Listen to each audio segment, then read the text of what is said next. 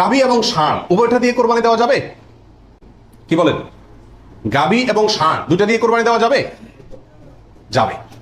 গাভী দিয়েও দেওয়া যাবে, ষাঁড় দিয়েও দেওয়া যাবে। পশুর বয়স কত হতে হবে?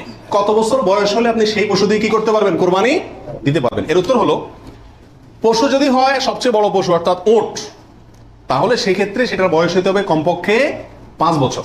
কত বছর?